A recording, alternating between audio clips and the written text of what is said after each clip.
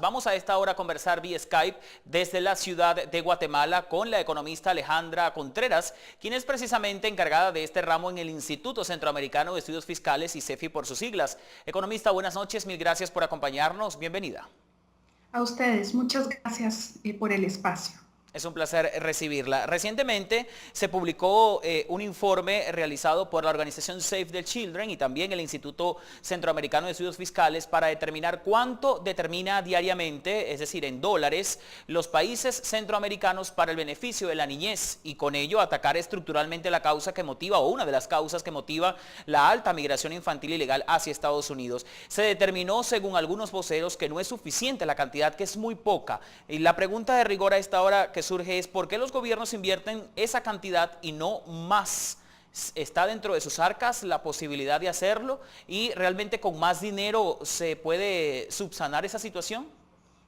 ¿Cómo no? En primera instancia debemos reconocer que nuestras últimas estimaciones dan cuenta que en países como Guatemala, El Salvador y Honduras, la inversión per cápita en cada niño o niño diaria ronda entre 50 centavos y 80 centavos de dólar diario. Esto es una cantidad que implica la inversión en educación, en salud, en protección social. Es una cifra bastante baja en comparación con lo que está invirtiendo Costa Rica, que es alrededor de $4 diarios. La brecha es muy amplia.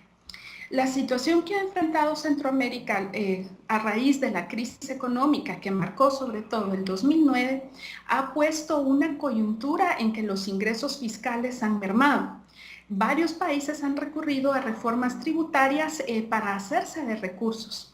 Sin embargo, todavía hay una deuda muy pendiente en materia de articulación de políticas públicas que ponga en el centro de la inversión a la niñez y adolescencia. Esto vinculado particularmente a la apertura que debe de dar la educación, a los problemas de salud que está enfrentando nuestra niñez y adolescencia y a toda la red de protección social que debe empezar desde el momento de la concepción o antes que las madres están en proceso de formar a sus hijos hasta que están listos para salir al mercado laboral. Claro. Economista, fíjese que el tema ha trascendido fronteras. Obviamente siempre se han vinculado países del llamado Triángulo del Norte Centroamericano hacia Estados Unidos, que es el destino final de la migración ilegal. Pero es que inclusive esto ha sonado a tal magnitud que el propio gobierno norteamericano ha dicho presente y se ha movilizado hasta esta zona. Recientemente estuvo el vicepresidente norteamericano Joseph Biden de visita por Latinoamérica e hizo una parada en Guatemala para reunirse desde allí con diversos sectores del país guatemalteco, pero también de El Salvador, por ejemplo, y de Honduras, para hacer un aporte millonario. Estamos hablando específicamente de al menos unos 9.6 millones de dólares de manera general y tenemos de hecho un gráfico para ilustrar un poco todo lo que se va a hacer con ese dinero, por ejemplo, en materia centroamericana para programas de reintegración de menores repatriados, que es esa cantidad que les mencioné, 9.6 millones de dólares. Le pregunto en este momento, economista, ¿es necesario que Estados Unidos intervenga mediante un donativo tan elevado para poder subsanar esa situación? ¿Por qué los gobiernos centroamericanos no lo hacen? Bueno, yo creo que hay varias respuestas. En primera instancia tenemos que reconocer que los recursos que logra percibir el Estado son todavía bajos. La donación en este caso que ha hecho o que va a hacer el gobierno de los Estados Unidos debe de ser recibida por instituciones que deben tener la capacidad de gestionar estos y los que provienen de la recaudación tributaria o de otros ingresos no tributarios. Centroamérica en este momento, el Triángulo Norte, enfrenta una crisis de institucionalidad muy marcada. Los ministerios de educación, de salud, de la familia, etcétera, tienen la necesidad de reinventarse y de establecer procesos claros que permitan que la gestión de estos recursos sea lo más eficiente posible para llegar a su destino, ¿no? Que son los niños y niñas.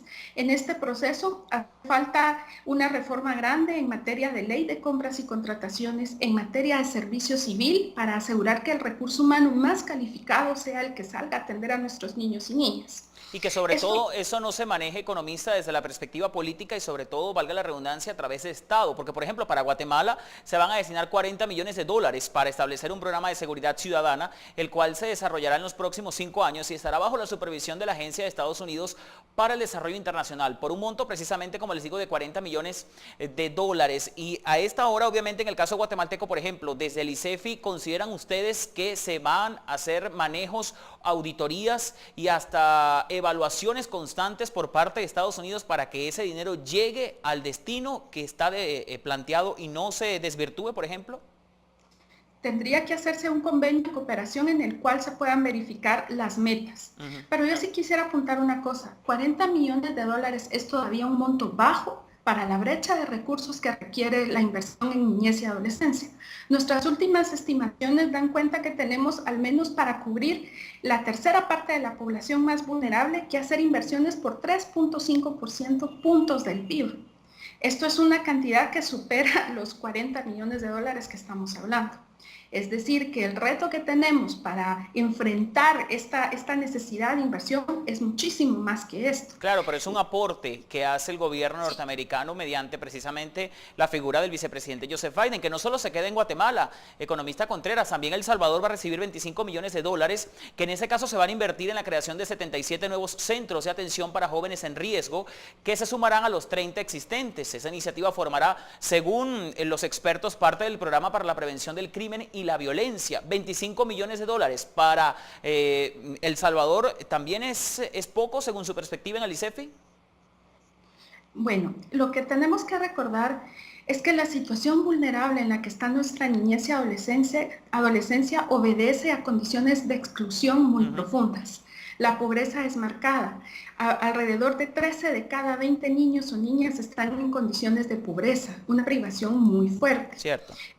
Entonces, las raíces estructurales deben enfrentarse con políticas coordinadas, no solo de prevención de la violencia, sino de educación, de salud, de nutrición, sobre todo de nutrición, iniciando por ahí, de una política, como le decía, de asistencia social, como las transferencias monetarias condicionadas o el apoyo al ingreso de los hogares, que permitan dar respuesta a las necesidades.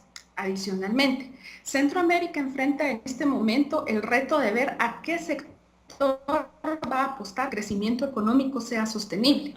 Esto es una discusión de fondo para garantizar la sostenibilidad de nuestras finanzas públicas. Claro, y además hacerle entender a los padres y a las madres que el país en el que sus hijos nacieron, en el que ellos viven, tienen que creer y obviamente fomentar la producción para disminuir los altos índices delictivos, por ejemplo. También eso en consonancia con lo que el gobierno puede hacer, pero fíjese que en el caso de Honduras, para no dejar por fuera ese país que también está vinculado en las estadísticas, se van a destinar 18.5 millones de dólares como apoyo a la policía comunitaria principalmente y la apertura de 40 centros de atención a jóvenes en riesgo, además de la aplicación de la ley para enfrentar a las pandillas y otros grupos delincuenciales, que como les digo, el tema de la delincuencia básicamente es, según algunos analistas en Honduras, lo que motiva la masiva migración.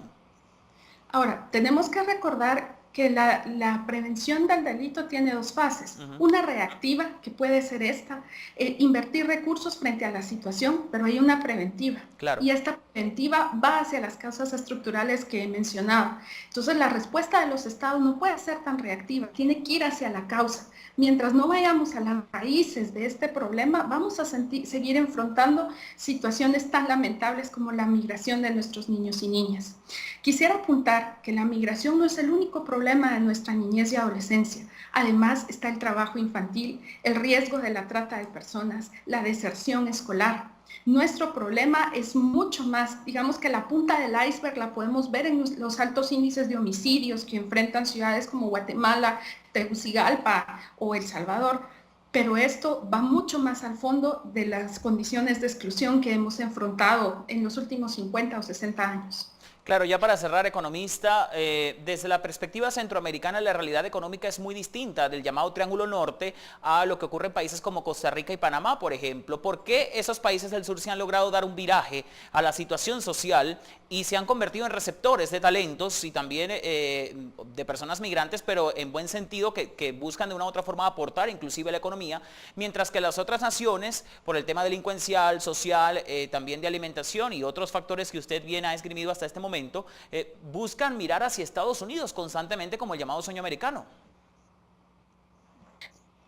Claro, tomemos el caso de Costa Rica y Panamá. En materia de finanzas públicas, ellos tienen una estructura de ingresos que no solo descansa en tributos, tienen ingresos no tributarios provenientes de fuentes, en el caso de Panamá, como el canal, o de empresas privadas, empresas públicas varias en el caso de Costa Rica. Esto marca una diferencia grande con el Triángulo Norte. Pero más allá, el contrato social, y voy a hablar de Costa Rica, tiene una base muy distinta a la del Triángulo Norte. En este momento es vital que el Triángulo Norte discuta su contrato social, es decir, qué va a hacer por el bienestar de su población, especialmente frente al bono demográfico que enfrenta y que nos pone en los próximos 40 años en el dilema que si no invertimos en nuestros niños y niñas podemos afrontar una trampa de pobreza, situación que puede ser revertida con inversiones estratégicas que permitan tener capacidad productiva y generar condiciones de sostenibilidad para el bienestar de todos y todas. Entendemos. Alejandra Contreras, economista del Instituto Centroamericano de Estudios Fiscales, muchísimas gracias por su tiempo y por su valiosa participación en nuestro espacio. Ha sido un placer. Buenas noches.